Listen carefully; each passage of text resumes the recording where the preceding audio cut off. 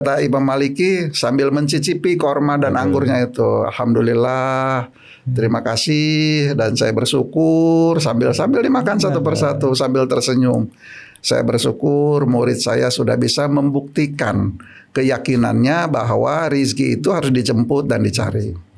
Tetapi coba kamu lihat, saya yang tidak mencari anggur sekarang sedang makan anggur nih. Artinya Allah sudah menentukan bahwa saya akan mendapatkan rizki berupa anggur, berupa korma, tanpa saya harus mencarinya. Harus mencari, dibuktikan juga.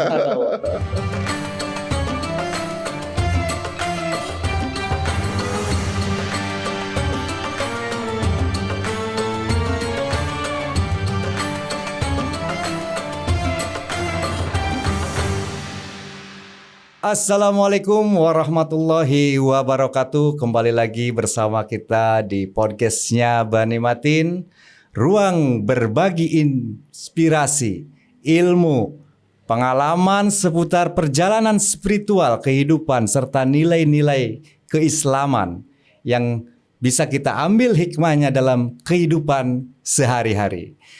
Alhamdulillah, pada episode kali ini kita akan membahas satu tema yang sangat dekat dengan lingkungan kehidupan kita, yaitu tentang bertoleransi antar umat beragama.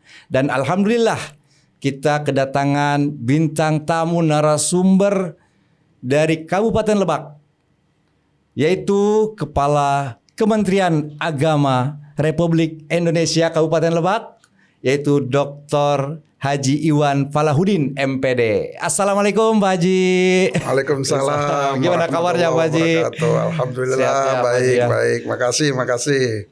Alhamdulillah Pak Haji, sampai di Bani Matin ini, di podcast yang ini, tujuannya kita adalah mensiarkan semua yang akan kita bahas di sini terkait dengan toleransi nih Pak Haji nih. Siap.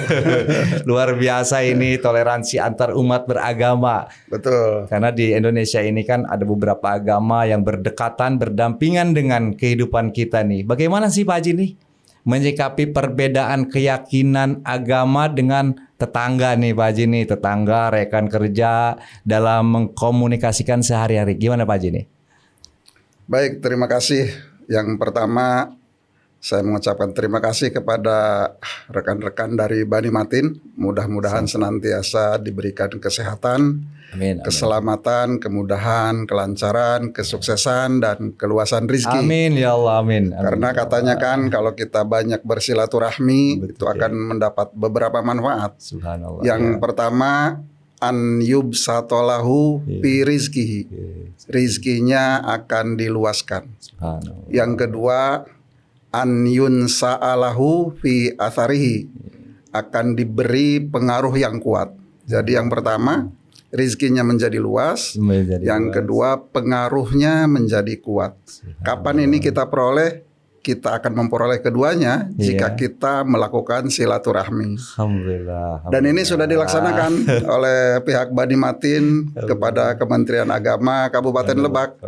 Dengan cara kita berkomunikasi, bertatap muka, bermuajahah dalam kesempatan yang insya Allah dimuliakan oleh Yang Maha Kuasa. Amin. Ini merupakan silaturahmi yang punya nilai sangat positif saya kira. Dan seperti yang tadi disampaikan, ada juga pendapat lain yang mengatakan bahwa katanya silaturahmi itu juga bisa memperpanjang umur. Perpanjang usia. Subhanallah. Alhamdulillah Pak Haji. Panjang dalam artian keberkahannya yang semakin meningkat. Berkah itu dimaknai sebagai satu hal yang bukan saja kebaikannya yang bertambah, tetapi juga ada nilai-nilai positif lain yang bertambah. Jadi kenapa ini kita bisa lakukan silaturahmi yang seperti ini? Ini tentu bagian dari hal-hal yang berkaitan dengan toleransi.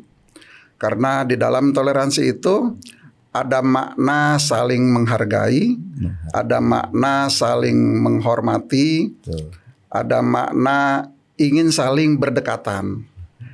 Ya, jika Bani Matin ingin berdekatan dengan pihak lain, tentunya Bani Matin juga harus bisa berkomunikasi, bisa berkoordinasi dengan pihak lain itu, seperti yang sudah kita lakukan sekarang ini.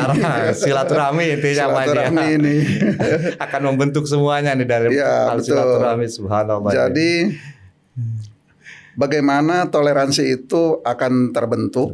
Sebenarnya sejak ratusan tahun yang lalu, sejak bahkan ribuan tahun yang lalu, kalau kita bicaranya Islam, maka sejak sekitar 1400 tahun yang lalu, Islam sudah mengajarkan toleransi, yang kemudian dalam koridor keindonesiaan, toleransi yang diajarkan Islam itu terbungkus menjadi 3 poin. Yang pertama, kerukunan antar umat beragama. Yang kedua, kerukunan internal umat beragama. Dan yang ketiga, kerukunan antar umat beragama dengan pemerintah. Jadi ada 3 poin. Betul. Kerukunan antar umat beragama itu bagaimana antara agama A dengan agama B bisa saling menghargai. Demikian juga dengan agama C, agama D, dan agama yang lainnya. Bisa saling menghormati, bisa saling memaklumi.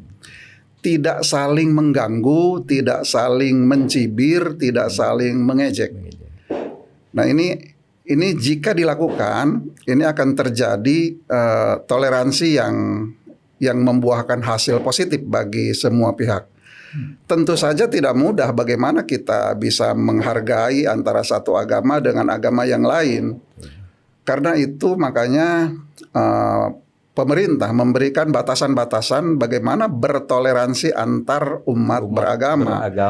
Toleransi yang dilakukan antar umat beragama itu adalah toleransi dalam aspek muamalah, dalam aspek sosial, dalam aspek pergaulan sesama manusia. Bukan dalam aspek keimanan, bukan dalam aspek akidah. Kalau dalam aspek keimanan atau dalam aspek akidah, pemerintah mengatakan bahwa ini sesuai dengan yang disebutkan dalam surat Al-Kafirun, lakum dinukum waliyadin. Jadi ya silakan saja dengan keyakinan masing-masing. Kita tidak bisa saling menyalahkan, saling menyudutkan dalam faktor keimanan, dalam faktor keyakinan. Agama A punya keyakinan ini, agama B punya keyakinan itu, ya silahkan dengan keyakinannya masing-masing berjalan. Jadi itu tidak saling mengganggu, itu sifatnya masing-masing. Toleransi yang dimaksud di sini saling membantu, saling menjaga, saling melindungi, itu dalam aspek-aspek muamalah, dalam aspek-aspek sosial, dalam kegiatan sosial dalam sehari-hari, kegiatan sehari-hari, misalnya dalam aspek perdagangan, dalam aspek perekonomian, dalam aspek pendidikan, dalam aspek hukum misalnya. Kalau ada sekolah misalnya, bisa saja di sekolah itu siswa yang mendaftar dari agama A, B, C, dan seterusnya. Demikian juga dari segi pekerjaan. Mungkin ada satu instansi pemerintah atau ada perusahaan swasta, karyawannya atau pegawainya bisa saja dari beragam agama latar belakangnya. Contoh di Kementerian Agama sudah memberikan gambaran tentang itu, bahwa saya dan teman-teman yang lain itu bisa merasakan langsung bahwa sampai ada lelucon seperti ini. Gimana, Pak Haji. Ini di Kementerian Agama suka ada orang yang nggak sholat Jumat katanya. Oh, dari Kementerian Agama suka ada yang tidak sholat Jumat. Ya, bahkan di bulan Ramadan juga banyak juga yang tidak puasa. Iya, lelucon itu benar, karena memang di Kementerian Agama tidak semuanya beragama Islam. Otomatis yang tidak beragama Islam ya tidak sholat Jumat, ya tidak berpuasa di bulan Ramadan, karena memang bukan beragama Islam. Tetapi mereka bagian dari Kementerian Agama, karena mereka juga adalah para pegawai di Kementerian Agama, misalnya dari Katolik, dari Kristen, dari Hindu, Buddha, dan Konghucu. Berarti dalam satu agama, baik Islam, Konghucu, Kristen, semua itu dalam satu naungan dari Kementerian Agama, Pak? Ya, dalam satu kementerian ini ada berbagai agama. Demikian juga dengan kementerian-kementerian yang lain, saya kira. Makanya namanya Kementerian Agama, bukan Kementerian Agama Islam. Bukan agama tertentu lah gitu bukan kan. agama tertentu. Iya. Jadi kita mengakomodir semua kepentingan itu. Makanya di masing-masing agama itu, di Kementerian Agama ini ada pejabat yang membidanginya, ada pejabat yang membawahinya. Misalnya untuk agama Islam ada Dirjen Bimas Islam, Direktur Jenderal Bimbingan Masyarakat Islam.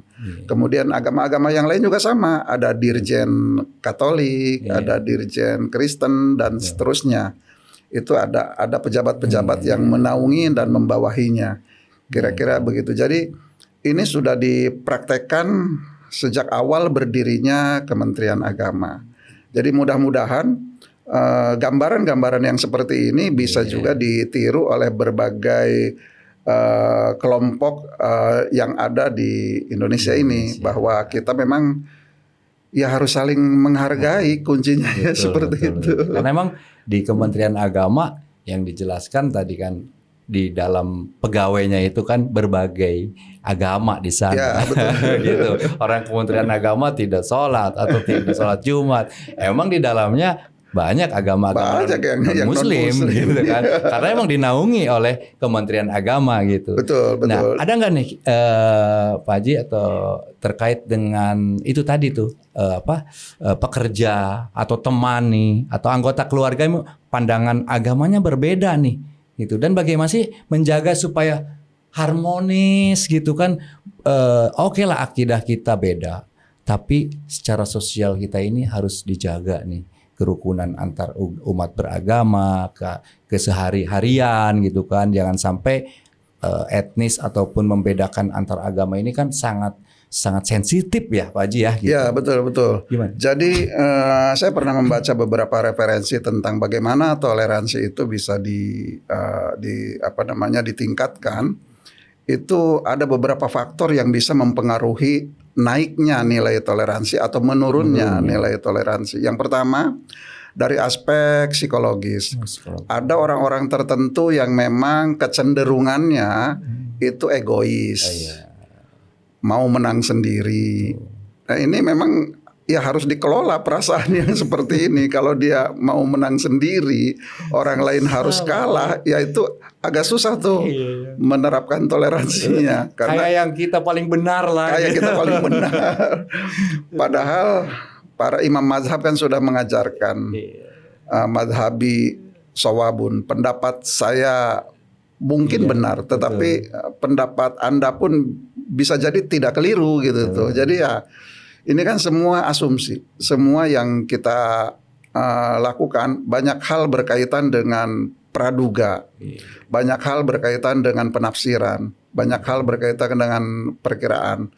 Jadi boleh saja kita berkeyakinan dengan apa yang kita anggap benar, tetapi jangan mentang-mentang kita merasa benar, orang lain pasti salah. 2 tambah 2 menurut kita adalah 4. Itu benar, tapi bisa jadi menurut orang 2 tambah 2 itu sama dengan 5 dikurangi 1. Betul. Menurut yang lainnya bisa jadi 3 tambah 1. 3 tambah 1 kan tetap juga mungkin seperti itu ya. Jadi dari aspek psikologis itu rasa ingin menang sendiri, kemudian rasa keras kepala. Nah, ini harus bisa dikendalikan. Karena jangankan dengan agama yang berbeda, kalau kita lihat poin yang kedua tadi, kerukunan internal umat beragama. Di dalam agama yang sama pun kita bisa jadi berbeda pendapat. Nah, ini kalau secara psikologis kita aja keras kepala, kitanya pengen menang sendiri, dengan agama yang sama pun, sama-sama Islam pun banyak konflik ya. Bisa konflik. Bisa konflik. Karena emang tadi Pak Haji luar biasa. Ternyata kita sesama itu harus bukan kita menang sendiri gitu ya Pak Haji. Betul. Luar biasa. Jadi itu dari segi psikologis. Yang kedua dari segi pendidikan. Ada orang yang secara psikologis dia tidak egois, dia tidak keras kepala, tetapi pendidikannya mengajarkan dia untuk merasa bahwa dia yang benar dan orang lain salah. Nah, jika dia atau orang-orang tertentu mendapat pendidikan yang seperti itu, maka sekalipun secara kejiwaan, secara psikologis dia sudah bagus, terkendali, tetapi dari aspek pendidikan mempengaruhi hal yang seperti ini. Pengaruh Jadi kuat ya pendidikan. pengaruhnya ya sangat besar. Baik jadinya. formal maupun informal. Formal nih. dan informal. Itu salah satu membentuk sikap toleransi beragama ya, Pak Ji, Sangat ya? besar, sangat besar. ya. Bahkan orang yang secara formal pendidikannya dididik untuk saling menghargai dan saling menghormati, dalam kondisi tertentu dia belajar secara informal, misalnya melalui YouTube, Iya. melalui hal-hal yang lain, misalnya atau kayak semacam ini melalui podcast misalnya. Iya. Nah, dia bisa mendapatkan input-input yang kurang pas misalnya. Nah, ini kalau kebetulan jiwanya terbuka untuk menerima hal-hal yang kurang pas itu bisa juga terpengaruh. Makanya untuk anak-anak muda sekarang, generasi yang sekarang ya secara umum harus pintar-pintar menyaring informasi apa yang masuk. Bisa jadi informasi yang masuk itu benar, bisa jadi informasi yang masuk itu kurang benar. Jadi ya harus pintar-pintar menyaring. Bagaimana cara menyaringnya? Ya kita banyak berkomunikasi, banyak berdialog dengan tokoh-tokoh masyarakat, tokoh-tokoh agama yang ada di sekitar kita. Lingkungan kita. Di lingkungan kita yang memang kita anggap memang patut untuk menjadi referensi kita. Kira-kira begitu Pak Haji. Luar biasa nih Pak Haji. Ternyata karena memang sangat sensitif bab agama, berbeda agama ini, pemeluk agama yang lain. Jangan membenarkan dengan agamanya sendiri ya Pak Haji ya gitu. Yang penting secara akidah kita tetap sama. Bahkan kalau kita lihat contohnya begini Pak Haji ya. Iya gimana? Imam Syafi'i itu pernah berguru kepada Imam Maliki. Oh Imam Maliki. Tapi ternyata paham mereka berbeda. Imam Maliki mendirikan mazhab Maliki. Iya. Imam Syafi'i yang muridnya Imam Maliki mendirikan mazhab Syafi'i. Imam Syafi'i punya murid lagi, Iya. Ahmad bin Hambal, Imam mendirikan Hambali. mazhab lagi, menjadi mazhab Hambali. Nah, pernah ada satu cerita sederhana Betul. yang ingin menunjukkan, sebenarnya cerita ini ingin menunjukkan bahwa betapa toleransi itu sangat diperlukan. Terjadi perdebatan teologis antara Imam Maliki dengan Imam Syafi'i. Kata Imam Maliki, rizki itu sudah ditentukan oleh Yang Maha Kuasa. Iya. Dan kalau sudah ditentukan oleh Yang Maha Kuasa, rizki akan datang ke alamat yang dituju. Tidak akan salah. Datang sendiri. Datang sendiri. Iya. Menurut Imam Maliki. Maliki. Kata Imam Syafi'i, loh, bukankah kita harus menjemputnya? Betul. Bahkan kita harus mencarinya. Ya, dengan berusaha lah. Ya, harus berusaha. Kata Imam Syafi'i. Baik. Kata Imam Maliki, tidak mesti begitu. Kalau rizkinya sudah ditentukan, kita duduk di sini pun, kita tidur di sini pun, rizki itu akan datang. Tidak salah alamat. Nggak mungkin, kata Imam Syafi'i. Itu nggak udah mulai mungkin. perbedaan itu Pak Beda, ya. itu beda tuh. Tetapi disampaikan dengan bahasa yang santun. Santun. Sekalipun perbedaannya sangat prinsip. Itu gambaran dari perbedaan antara Jabariyah dan Qadariyah. Jabariyah itu satu pemahaman bahwa segala sesuatunya sudah ditentukan oleh Yang Maha Kuasa. Jadi kita berusaha ataupun tidak berusaha, kalau sudah ditentukan A, ya kita akan jadi A. Kalau sudah ditentukan kaya, Betul. berusaha atau tidak berusaha, kita akan kaya. Iya. Gitu. Menurut Imam Maliki. Tapi Imam Syafi'i tidak sependapat. Saya akan buktikan Tuan Guru. Ya silakan, kamu buktikan, katanya gitu. Saya pamit dulu, kata Imam Syafi'i. Akhirnya beliau pamit dalam kurun waktu beberapa bulan untuk mencari nafkah. Iya. Beliau bekerja di perkebunan anggur dan korma. Kemudian upahnya selain mendapatkan dinar dan dirham, beliau juga mendapatkan kurma dan anggur. Ya. Kata Imam Syafi'i, ini bukti hasil kerja keras saya menjemput dan mencari rizki. Saya dapat uang, Dan saya juga dapat anggur dan korma. dibuktikan dengan prosesnya kan, gitu ya. Sekarang uang, anggur dan korma ini akan saya bawa menghadap kepada Tuan Guru Imam Maliki. Akan saya tunjukkan. Inilah hasil dari Qadariyah. Qadariyah itu harus berusaha dulu. Begitu menghadap Tuan Guru, saya sudah bekerja menjemput rizki. Dan hasilnya ini, ada korma, ada anggur, ada uang. Silakan Tuan Guru menikmati korma, menikmati anggur yang sudah saya cari bersusah payah selama berbulan-bulan. Sebagai pembuktian nih. Sebagai pembuktian bahwa rizki itu harus dicari. Kemudian kata Imam Maliki sambil mencicipi korma dan anggurnya itu, alhamdulillah, terima kasih dan saya bersyukur sambil dimakan satu persatu sambil tersenyum. Saya bersyukur murid saya sudah bisa membuktikan keyakinannya bahwa rizki itu harus dijemput dan dicari. Tetapi coba kamu lihat, saya yang tidak mencari anggur sekarang sedang makan anggur nih. Artinya Allah sudah menentukan bahwa saya akan mendapatkan rizki berupa anggur, berupa korma, tanpa saya harus mencarinya. Harus mencari, dibuktikan lagi juga. Jadi perbedaan itu akan menjadi indah, akan menjadi rahmat ketika hawa nafsu, egoisme, keras kepala bisa dikendalikan. Jadi akhirnya berpelukan keduanya. Kamu benar, Tuan Guru juga benar, kan jadi begitu. Nah ini sayangnya iklim diskusi, iklim perdebatan yang seperti itu tidak banyak dilanjutkan oleh generasi-generasi berikutnya. Karena tadi dipengaruhi oleh faktor psikologis, dipengaruhi oleh faktor pendidikan, kemudian dipengaruhi juga oleh faktor lingkungan, dipengaruhi juga oleh faktor politik dan seterusnya.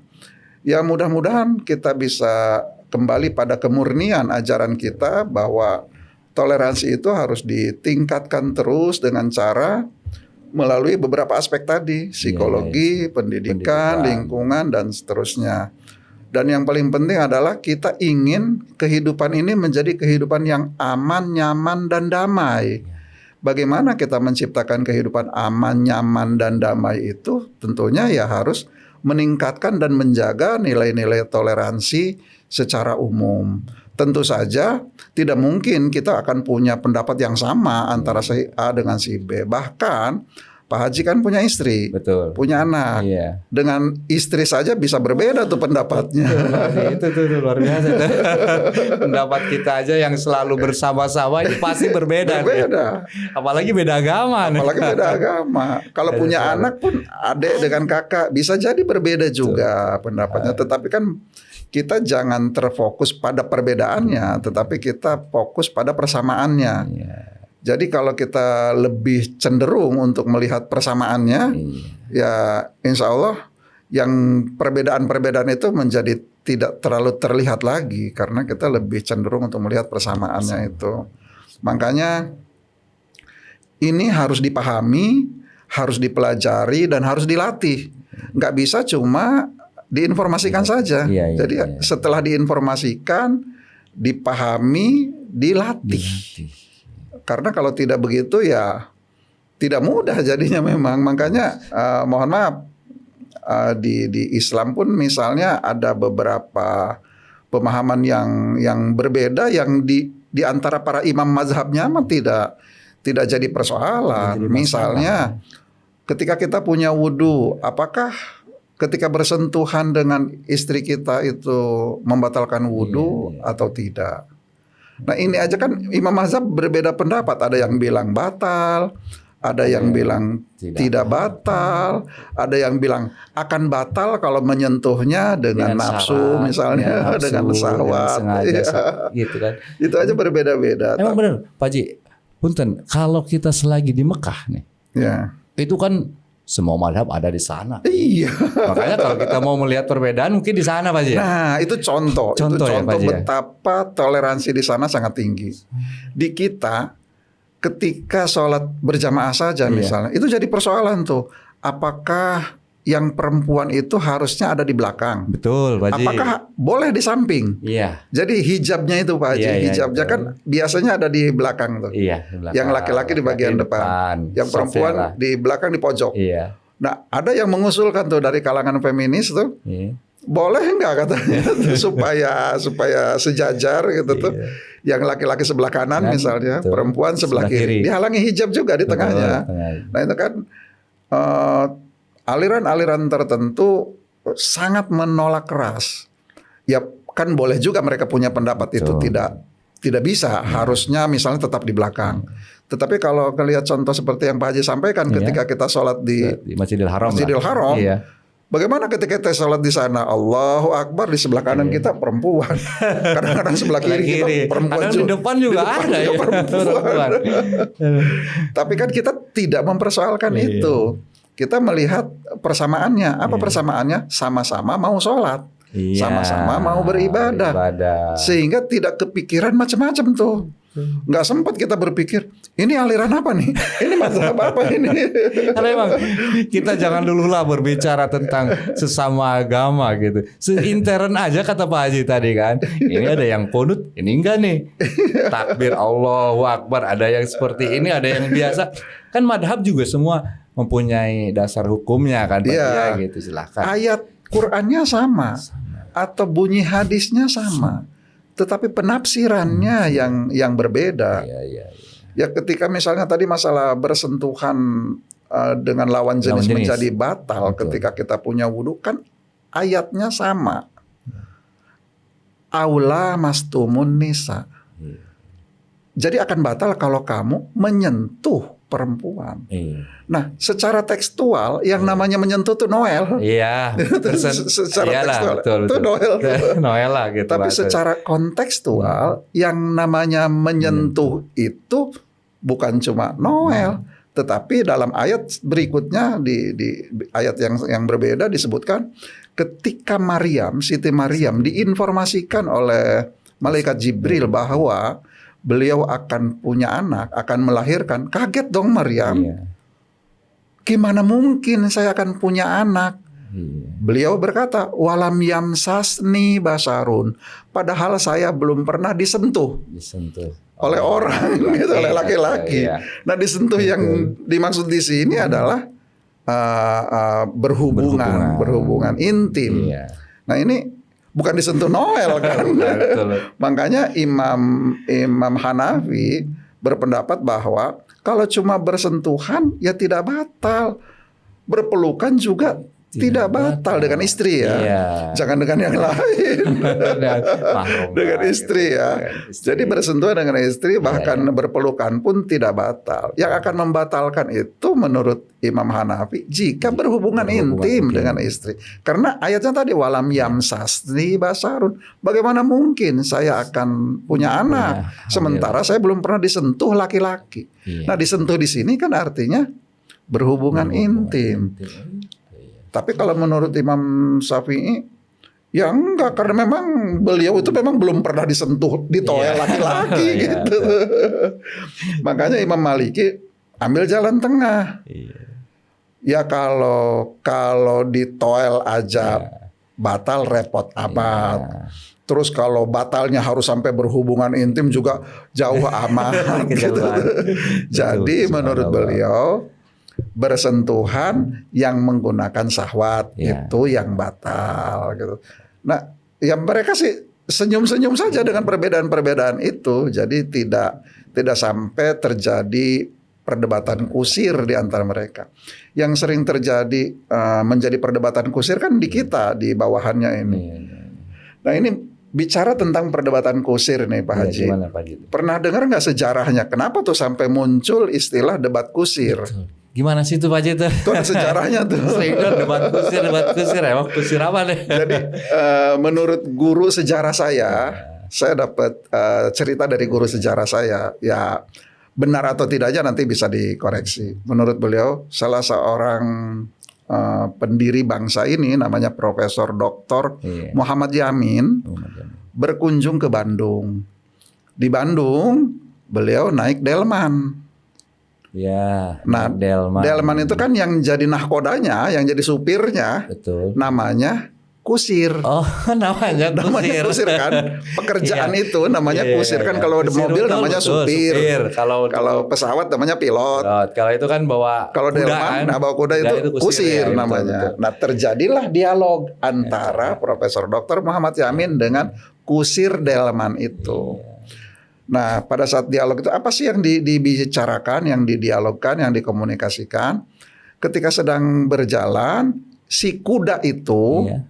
mohon maaf, buang angin. Oh iya. Kata Muhammad Yamin, Pak Kusir, kudanya masuk angin tuh katanya. Dengan santainya si Kusir menjawab, bukan masuk angin Pak, itu keluar angin. Katanya. Iya. Betul juga ya Pak. Kusir ya benar. Jadi yang bener nih, ini yang mana nih? Keluar angin Atau apa masuk angin? gitu. Jadi kan nggak ada ujungnya kan? Nah karena nggak ada ujungnya, maka debat yang tidak ada ujungnya itu disebut debat kusir. Debat kusir. Karena sejarahnya kayak gitu tuh, nggak ada ujungnya tuh perdebatan itu. Baru tahu saya masih ternyata debat kusir itu debat yang tidak ada ujungnya. Nggak ada ujungnya. Sejarahnya itu debat Memang dengan kusir. Udah nggak sepele ya Pak ya. Sepele. Hal sepele tapi luar biasa bisa panjang gitu kan. Ya makanya ya sebaiknya kita kalau dialog, kalau berdebat, esensinya apa sih gitu tuh. Tanpa harus menyinggung seseorang. Berbeda pendapat boleh, tetapi kan tidak harus sambil mengejek, tidak harus menyinggung, tidak harus menyakiti. Kan kalau kita menyinggung, mengejek, menyakiti, nanti khawatirnya kita berkategori pada masuk pada perbuatan zolim, menganiaya ini, orang. Pak Haji nih menyangkut dengan tadi tuh apa namanya tuh tidak menyinggung perasaan orang lain. Kan sekarang nih generasi sekarang tahu sendiri Pak Haji, Gen Z semua kan medsos kan gitu. Wah perbedaan sedikit netizen, langsung kan gitu. Padahal dia tidak tahu mungkin substansinya kemana, esensinya gimana kan. Seperti itu gimana tuh Pak Haji tuh menyikapi yang untuk generasi kita nih, yang generasi apa namanya medsos lah gitu kan, menyikapi terkait dengan perbedaan nih Pak Haji nih. Makanya sebenarnya kita disebutnya nih oleh ulama-ulama zaman dulu manusia itu adalah hayawanun natikun. Artinya hayawanun natikun itu manusia itu adalah hewan yang bisa berbicara. Iya. Tetapi berbicara di sini maksudnya adalah berbicaranya yang berdasarkan logika. Bicara yang berdasarkan logika itu adalah bicara yang targetnya adalah mencari kebenaran, bukan mencari pembenaran. Nah, kalau mencari kebenaran berarti basisnya logika. Kalau mencari pembenaran berarti basisnya hawa nafsu. Nah, jika manusia itu fitrahnya adalah berbicara, hayawanun natikun, maka ya kita harus berbicara. Jika ada masalah ya kita berbicara. Untuk bisa berbicara yaitu memang harus belajar. Harus belajar dan harus berlatih. Sementara yang sekarang banyak terjadi adalah di generasi sekarang nih, ya tidak semua, tetapi ada beberapa pihak tertentu yang memang tidak banyak bicara. Jadi main aja seperti ini gitu tuh. Jadi kemampuan berbicaranya menjadi berkurang. Apalagi kalau dilihat dari aspek psikologis kan ada orang-orang yang berkategori ekstrovert, ada orang-orang yang berkategori introvert. Ada ekstrovert itu orang yang terbuka. Yang introvert itu cenderung tertutup dia ya. Cenderung menyendiri, cenderung tidak banyak bicara.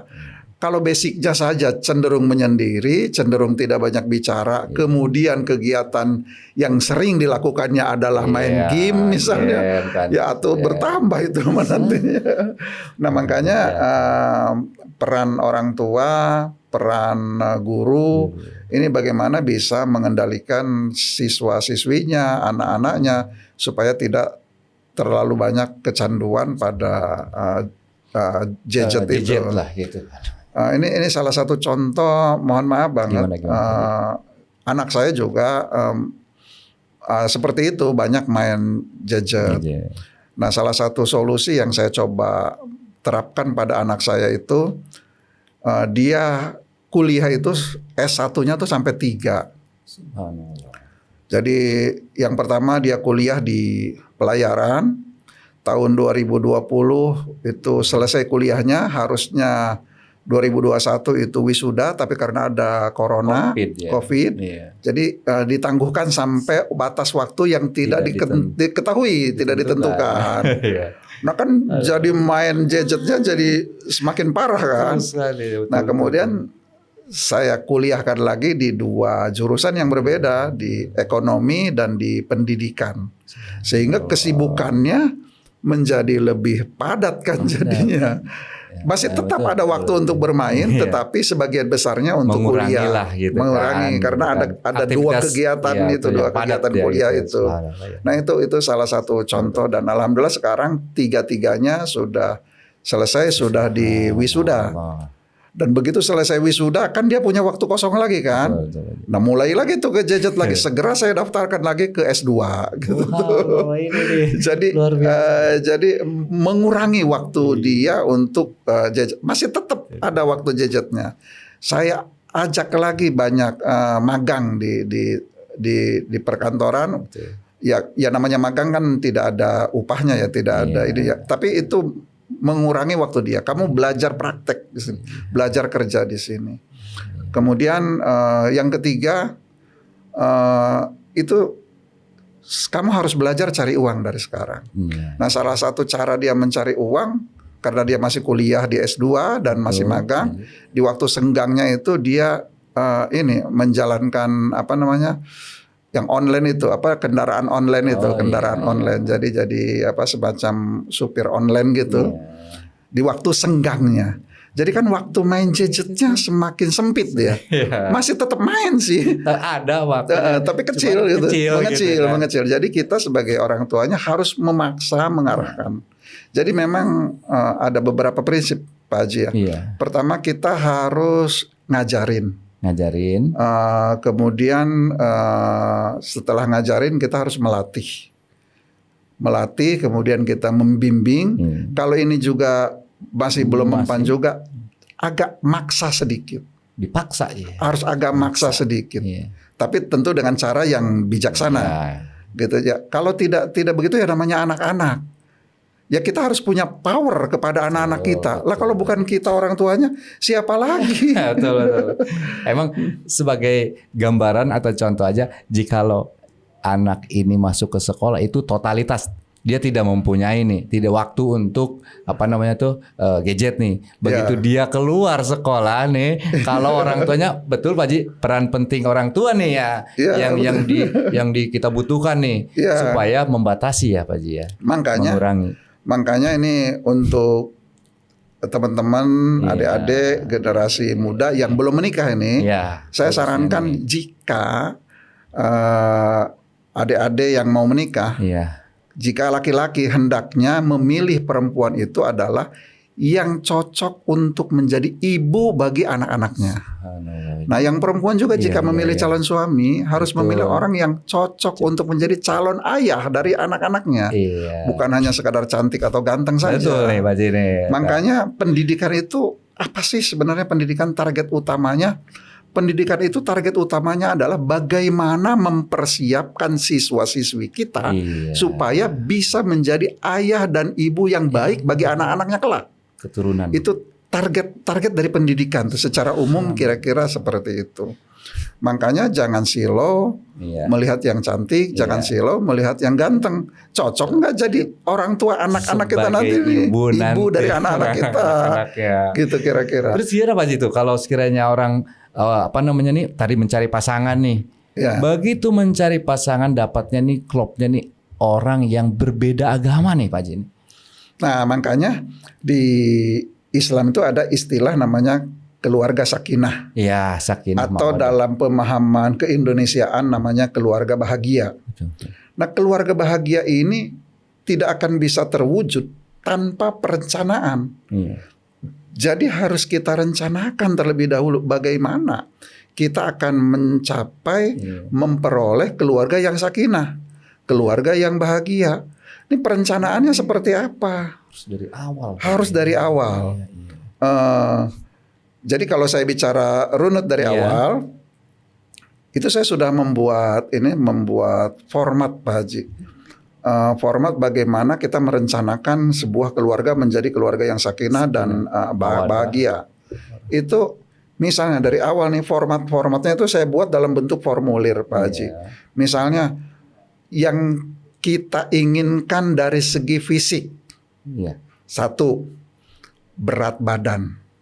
Berapa kilo yang kita inginkan nih? Apakah 50 kilo, 60 kilo, 70, 80. Nanti dia tinggal lingkari aja tuh. Misalnya laki-laki ingin memilih wanita. Dari segi fisik dulu. Berat badannya berapa yang dia inginkan? Kalau berat badannya yang dia inginkan adalah 50, jangan dipertemukan dengan yang berat badannya 80. 80, aduh, nggak sesuai selera ya. Ya, terlalu jauh, kecuali ada batas toleransi ya, 10% misalnya dari 50 ke 55 misalnya, atau turunnya ke 45 misalnya, kan ada toleransi di situ. Itu dari segi fisik. Berat badan. Bisa juga kemudian berikutnya dari tinggi badan. Yang ingin diinginkan jadi pasangannya tuh tingginya yang berapa senti sih? 150 cm atau 160, 170. Yang mana nih? Tinggal dilingkari aja tuh nanti tuh. Kemudian dari warna kulit. Putih, kuning, coklat, bule, hitam, atau gimana nih gitu. Kalau pengennya putih ya nggak usah dipertemukan dengan yang hitam, atau pengennya yang bule nggak usah dipertemukan dengan yang coklat misalnya. Jadi kan sudah ada tuh kriteria yang kita inginkan. Pertama dari segi fisik, bentuk rambut misalnya, apakah yang lurus, apakah yang keriting, apakah yang keribok, yang seperti apa yang disukainya. Bentuk muka misalnya, bentuk hidung, bentuk bibir, bentuk badan. Kadang ada yang kalau laki-laki kan ada yang atletis, ada yang seperti apa. Nah yang diinginkan seperti apa dari segi fisik. Kemudian nanti dari segi agama. Dari segi agama, apakah yang seagama, apakah beda agama. Nah, ketika memilih yang seagama misalnya, nah dari segi teologis, yang Sunni, apa yang Syiah, apa yang mana nih dari segi teologis nih. Kemudian dari segi keorganisasian, misalnya apakah NU, apakah Muhammadiyah, apakah Irsyad, apakah Matlaul Anwar dan seterusnya. Nah ini kan bisa dipilih. Kan kita berhak untuk memilih mana yang kita inginkan.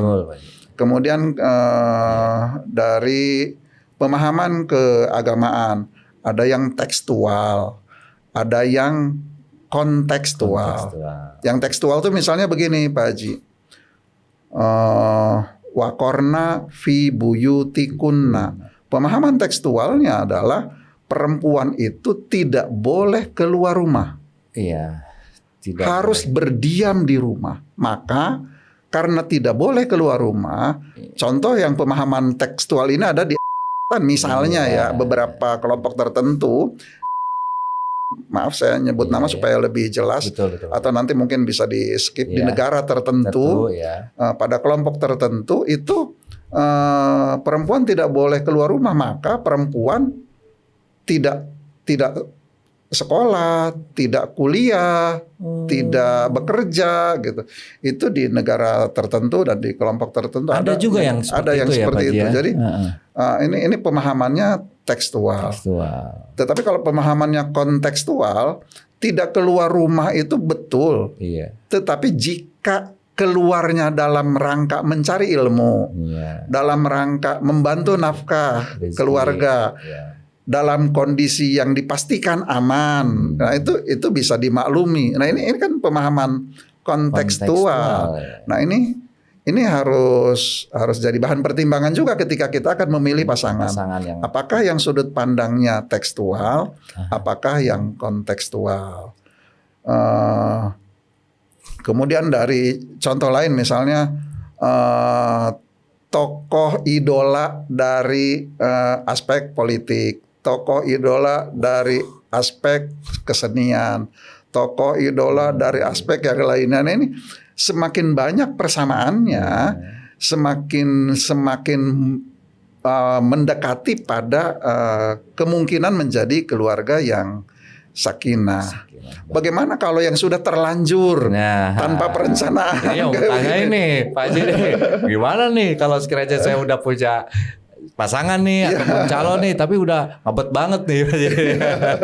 Kan gitu. Jadi berdasarkan pengamatan beberapa kalangan tertentu, memang orang yang berkeluarga sekarang itu Pak Haji, kebanyakan menikah bukan dengan pasangan idamannya. Waduh, bahaya nih. Jadi yang laki-laki pengennya menikah tuh dengan wanita yang cantik, yang putih, pinter, kaya, baik, nurut. Yang dia dapat tidak cantik, sebaliknya. tidak nurut. Sebaliknya nih, aduh. Demikian juga yang wanita pengennya menikah dengan laki-laki yang ganteng, kaya, bertanggung jawab, setia. Yang dia dapat udah mah nggak kaya, nggak setia lagi, hitam lagi ya. Nah, bagaimana kalau sudah terlanjur seperti itu? Maka ya kita harus melatih diri kita untuk meningkatkan rasa toleransi tadi. Bagaimana kita untuk bisa saling menghargai dengan pemahaman yang positif. Ini contoh Pak Haji. Di Indonesia saya melakukan penelitian dan sudah saya tulis penelitian itu ke jurnal itu Pak Haji. Di Indonesia itu saya penelitian itu tahun 2020 sampai 2022 kurang lebihnya. Itu jumlah perkawinan pada tahun itu di Indonesia sekitar 1.800.000 sampai 2 juta pasangan. Jumlah yang menikah. 1.800.000 sampai 2 juta pasangan. Nah dari sejumlah itu yang bercerai, yang sudah bercerai berdasarkan putusan pengadilan itu sekitar 350 sampai hampir 400.000 orang, 400.000 pasangan per tahun. Per tahun ya. Berarti kan hampir 20%. 20%. Jumlah pernikahan yang jumlah perceraian yang sudah putus pengadilan hampir 20%. Nah itu faktor terbesarnya dari perceraian itu 47% itu karena pertengkaran, ketidakcocokan, perselisihan, beda pendapat itu 47%. Yang sisanya karena poligami, karena mabok, karena ekonomi itu sisanya tuh. Tapi jadi yang lebih besar itu yang paling besar itu terkait perbedaan. Nah ini kan berarti ini sangat luar biasa kan bagaimana kita baik suami maupun istri harus bisa meredam, mengendalikan sesuatu yang tidak kita sukai dari pasangan kita. Itulah makanya pernikahan itu disebut sebagai ibadah yang paling panjang.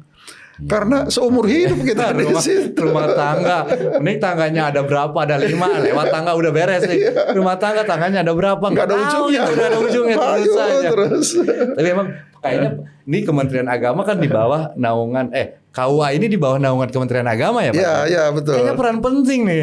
KUA ini bagian menikahkan nih. Makanya di Kementerian Agama dan di KUA itu kami melakukan yang pertama namanya BRUS, Bimbingan Remaja Usia Sekolah dalam aspek perkawinan.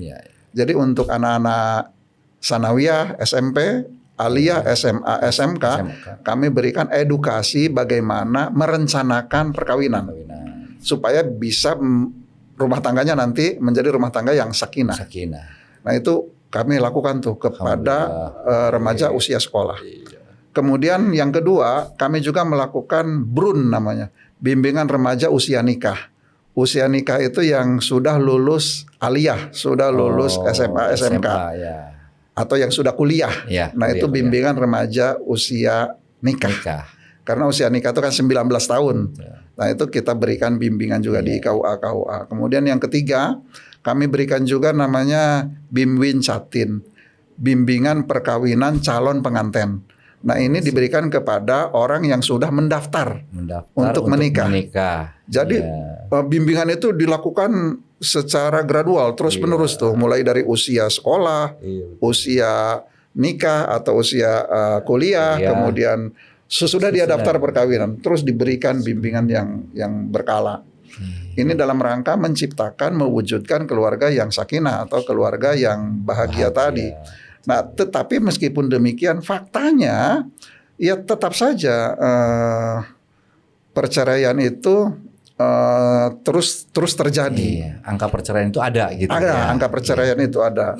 Dan ini yang terus kami lakukan adalah bagaimana mengemas cara berpikir kita. Ini misalnya nih, dari salah satu contoh perbedaan pendapat Pak Haji.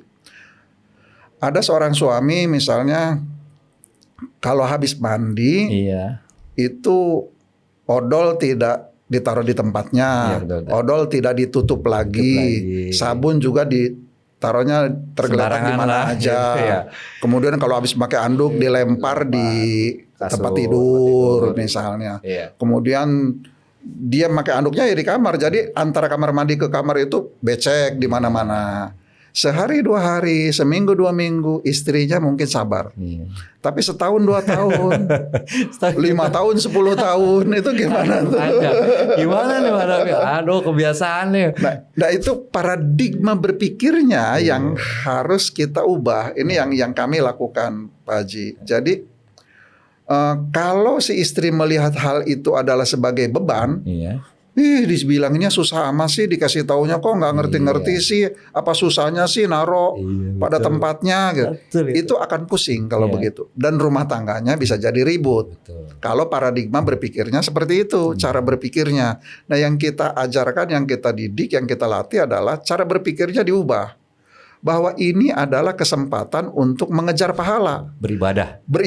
Betul. Kalau melihat anduk tergeletak, wah ini kesempatan dapat pahala, dirapihkan. Kalau ngelihat becek, wah ini kesempatan pahala lagi, dikeringkan.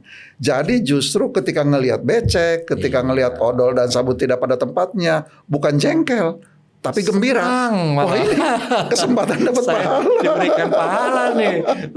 Kayaknya kalau semuanya mindsetnya seperti itu luar biasa, indah kayaknya. Nah makanya mindset yang seperti itu akan berkembang mulai dari lingkungan keluarga dulu. Dari lingkungan keluarga, kemudian ke lingkungan tetangga, kemudian ke lingkungan teman kerja, kemudian ke lingkungan masyarakat dan sekitarnya. Itu akan terjalin tuh nilai dan rasa toleransi yang tinggi. Kalau dia sudah terbiasa di lingkungan keluarganya seperti itu. Jadi bisa kita duga, patut diduga besar. Jika orang yang merasa toleransinya kurang, maka kemungkinan di rumah tangganya juga nggak sakinah tuh. Akan banyak pertentangan tuh ya soalnya di luar aja begitu gitu ya. Apalagi di rumah yang harusnya kalau di luar biasanya kita kan rasa nggak enaknya lebih tinggi kan. Iya betul Pak Haji. Apalagi di rumah, di luar aja dia begitu. Nah kira-kira maka ini yang harus terus kita bina. Yang penting terus itu kita mungkin tingkatkan. Pak Haji, jangan merubah orang lain, tapi merubahlah mindset kita. Iya, betul, awal betul, ya, begitu, gitu. betul. Karena begitu. dengan pasangan pun janganlah kita merubah pasangan kita, berubahlah diri kita. Betul, betul. Karena yang tadi dijelaskan Pak Haji itu luar biasa, walaupun hal sepele tapi berdampak luar biasa dengan kehidupan sehari-hari. Iya, betul. Iya, anduk gitu. Kebiasaan nih. Dan kalau kita ngerubah diri kita mah gitu. Inilah ladang pahala saya. Kayaknya indah ya Pak Haji. Iya, betul. Sampai Kementerian Agama sampai mengatur sampai ke sana. Luar biasa. Betul. Makanya kita beruntung hidup di Indonesia yang segala sesuatunya serba mudah, serba ringan, dan diberi ruang kebebasan yang sangat tinggi. Mau sholat, kapanpun kita sholat, nggak ada yang larang. Mau puasa, tiap hari kita puasa, nggak ada yang larang. Mau umroh, tiap bulan, nggak ada yang larang.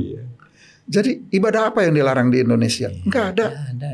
Semuanya dipersilahkan untuk menjalankan agama, untuk beribadah sesuai dengan keyakinannya. Diberikan ruang yang seluas-luasnya di Indonesia. Itulah syukur kita nih Pak Haji. Jadi betul-betul harus disyukuri. Kalau kita bandingkan dengan negara yang lain ya. Masya Allah. Dengan bom. Ada yang katanya menurut berita-berita di medsos, entah benar entah tidak. Mau sholat aja jadi persoalan. Mau puasa jadi masalah.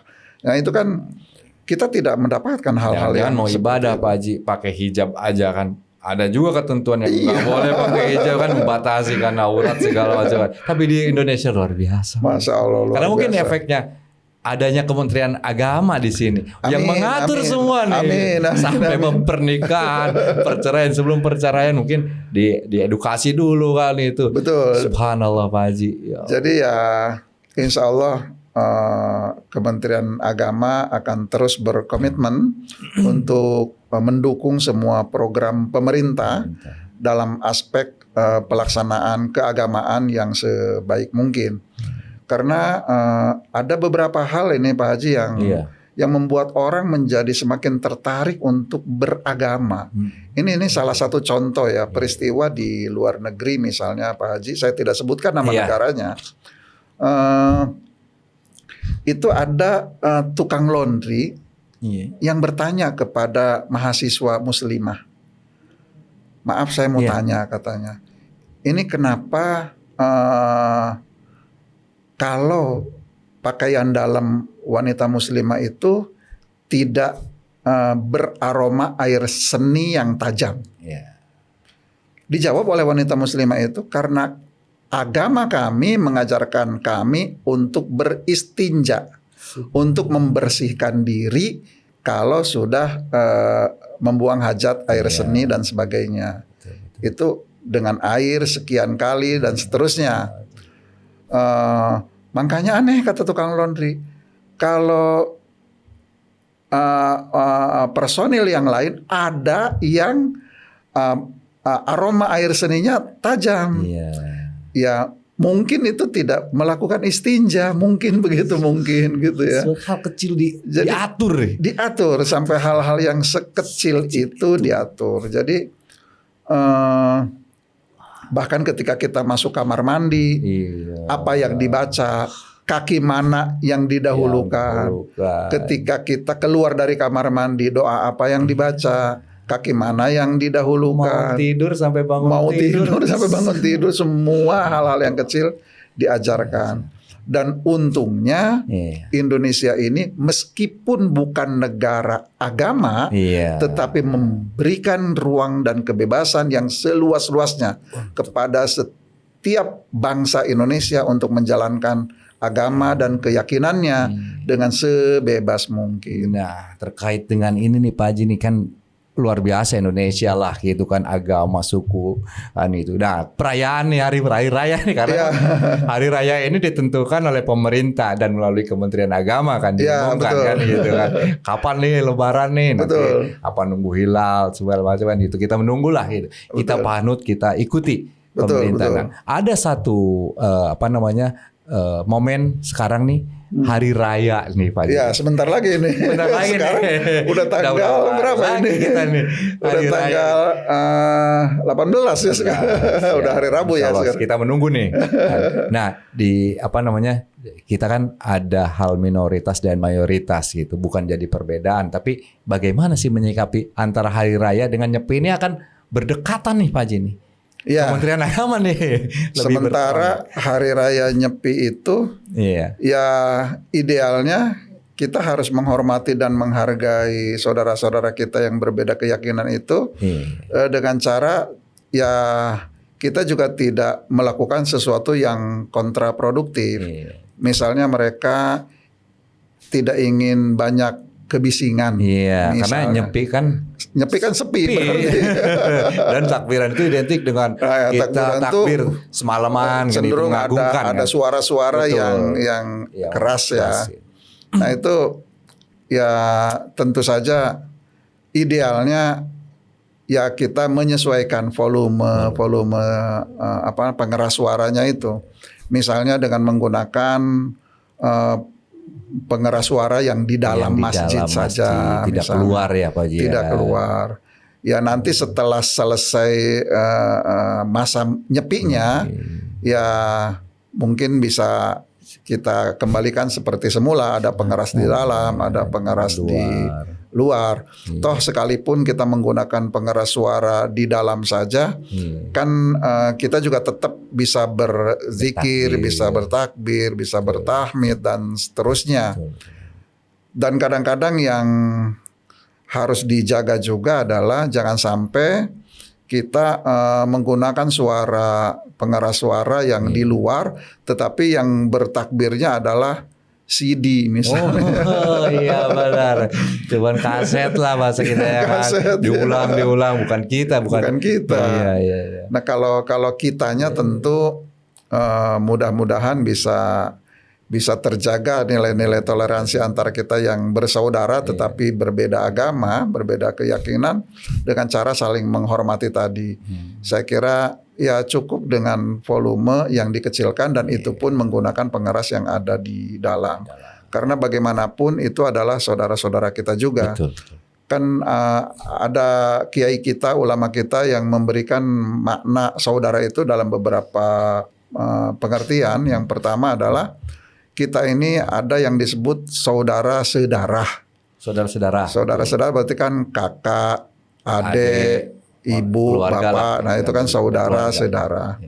Ada juga yang namanya itu namanya nuclear family. Kalau dalam istilah sosial nuclear family, keluarga kecil, keluarga inti. Iya. Tapi ada lagi keluarga besar. Jadi walaupun tidak sedarah secara langsung, tetapi itu masih ada hubungan kekeluargaan, ada hubungan kekerabatan. Misalnya kita dengan besan, misalnya itu kan masih ada hubungan persaudaraan, namanya saudara semenda, saudara yang berseberangan, tetapi sudah menjadi ikatan saudara, bagian dari keluarga kita. Nah itu ada juga yang namanya saudara seagama, walaupun tidak sedarah, walaupun tidak sebagai keluarga besar, tetapi kita tetap saudara karena kita satu agama. Bagaimana kalau beda agama? Kita tetap saudara juga karena kita adalah saudara sebangsa dan setanah air. Bagaimana kalau beda negara? Ya tetap juga kita adalah saudara sesama manusia. Jadi walaupun negaranya beda, bangsanya beda, kita tetap saudara. Kita sama-sama manusia. Gitu. Saudara luar biasa. Jadi insya Allah kalau itu yang kita kedepankan, maka rasa aman, rasa nyaman, rasa damai yang ada di hati kita semua akan terwujud. Tetapi kalau itu tidak dikedepankan, maka keamanan, kenyamanan, kedamaian pasti terdistorsi, pasti terganggu. Ya teorinya sih memang mudah ya.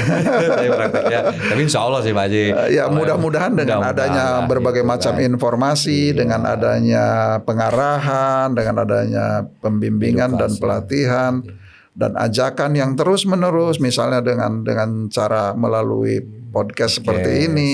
Barangkali ada yang mendengar, barangkali ada yang terajak, ada yang tersentuh, terlepas dari pro dan kontra yang mungkin saja dalam obrolan kita ini juga ada yang pro dan ada yang kontra. Betul. Tetapi mohon untuk dimaklumi jika ada yang pro atau ada yang kontra gitu. Jadi insya Allah lah kalau itu semua kita laksanakan, tentu nilai positifnya akan lebih banyak. Toleransi. Pak Haji, saya merasa gini loh Pak Haji, kadang-kadang ya. Ini saya lari pagi misalnya, kalau hari Minggu kan kita ada Car Free Day ya. Kita lari muter alun-alun satu kali aja, capeknya nggak kira-kira itu Pak Haji. Jadi saya lebih sering jalan daripada lari. Karena ya saya pikir ya sehat juga kalau jalan kaki gitu, ya sama aja. Jadi itu kita jalan kaki aja muter alun-alun, muter lapangan 2 kali 3 kali aja lumayan capek. Bagaimana kalau perang Pak Haji?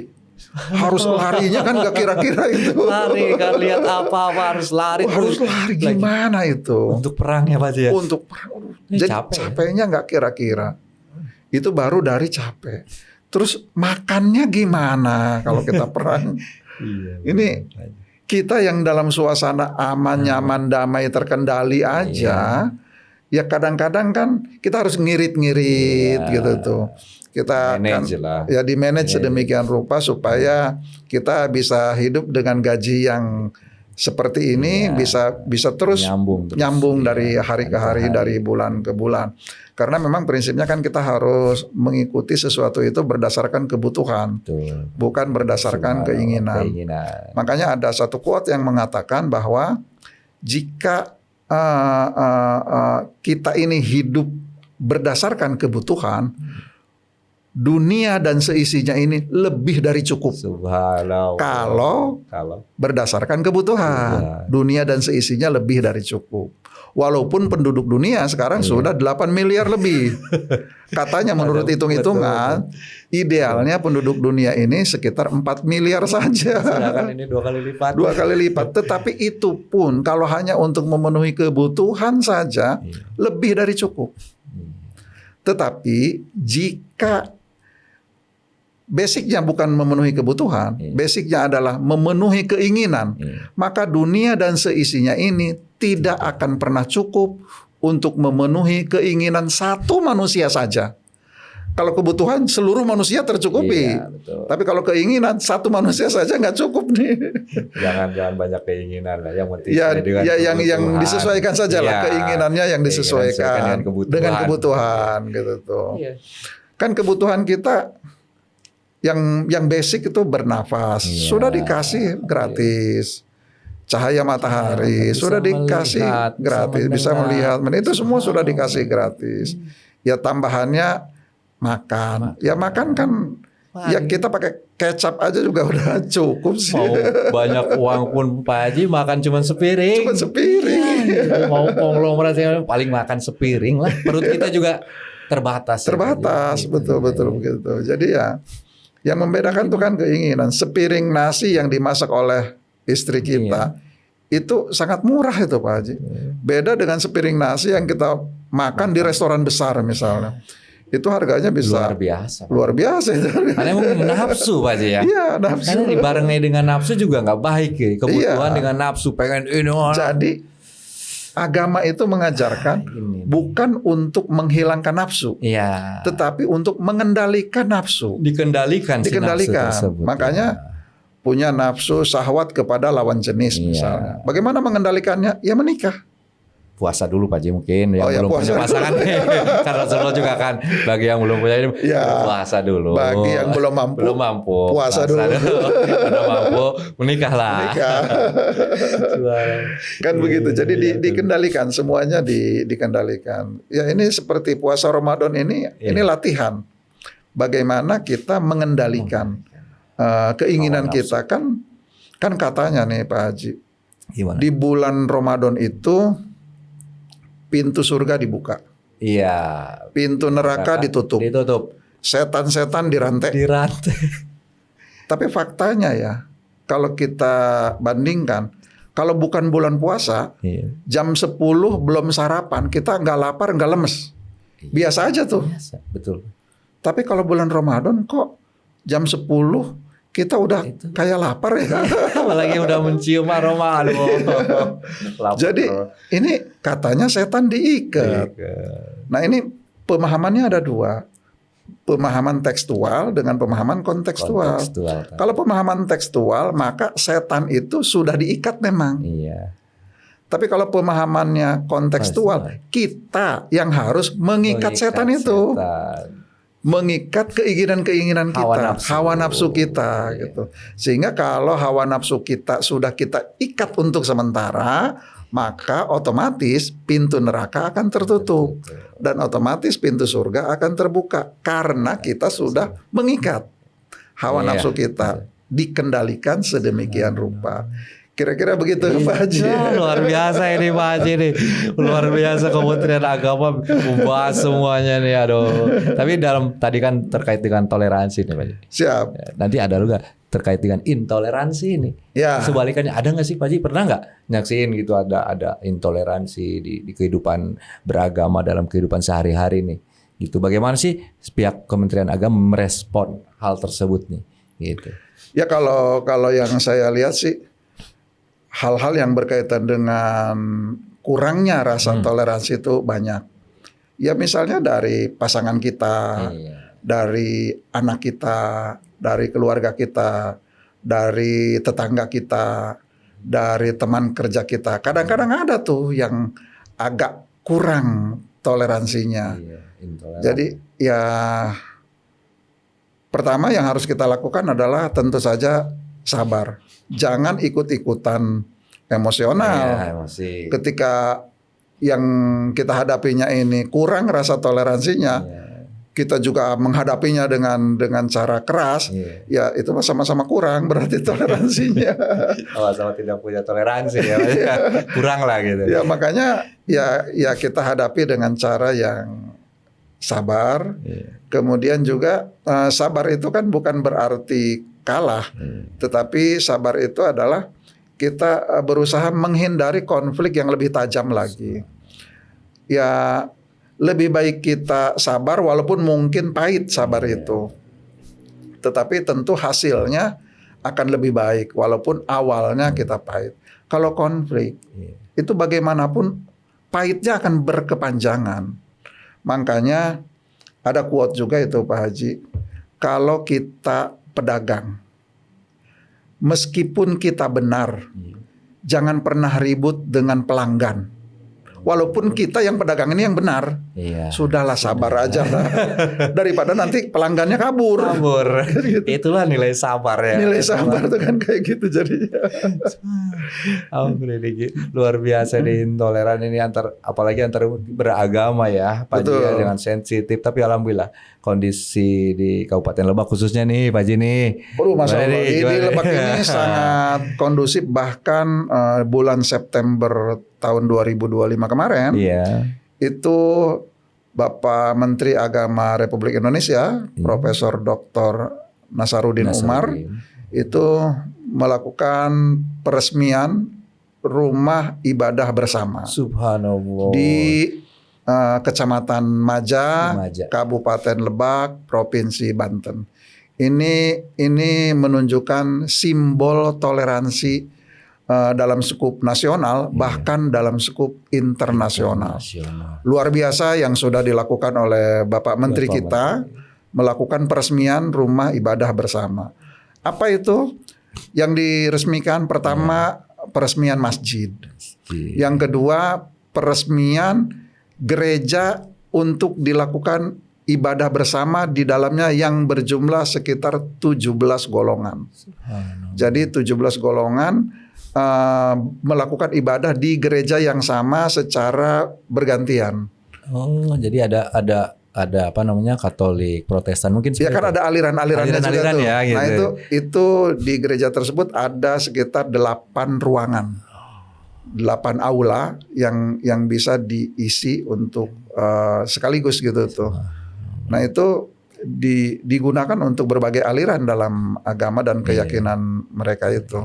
Nah ini kan simbol keberagaman, sekaligus juga simbol toleransi. Bagaimana Bapak Menteri Agama kita menunjukkan dan memberikan teladan bahwa keberagaman itu bukan untuk dicari perbedaannya, tetapi untuk dicari persamaannya. Dengan demikian umat berbagai agama bisa beribadah dengan lebih nyaman lagi karena sudah diatur dalam koridornya dengan berbagai regulasinya. Dan Bapak Menteri Agama turun langsung ke sini, langsung tanpa terlambat. Subhanallah. Kan luar biasa itu.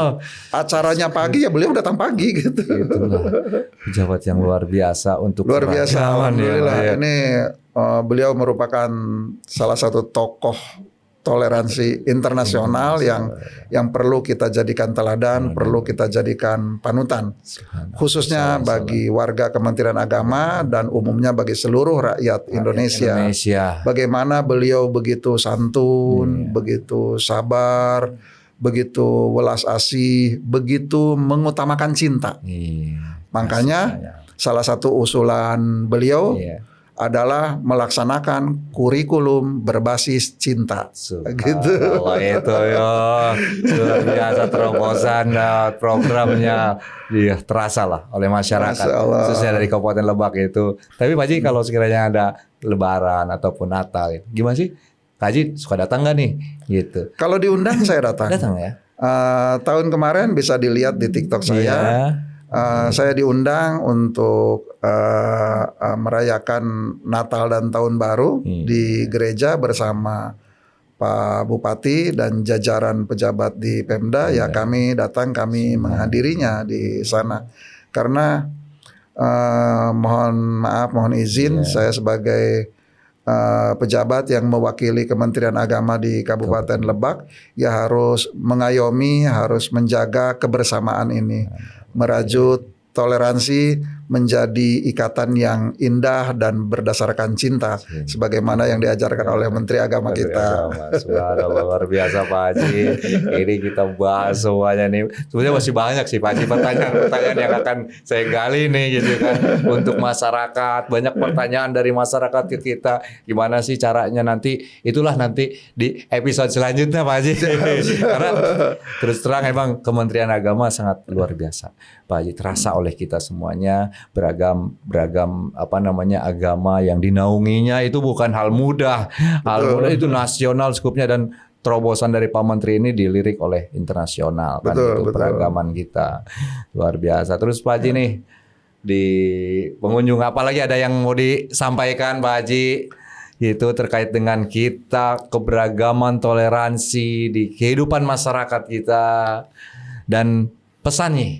Pesan dari Kementerian Agama lah, khususnya Kepala Kementerian Agama, mohon izin bagaimana untuk pesan kita kepada masyarakat yang mendengarkan podcast ini supaya kita beragam agama pun bukan jadikan masalah gitu. Gimana Pak Haji?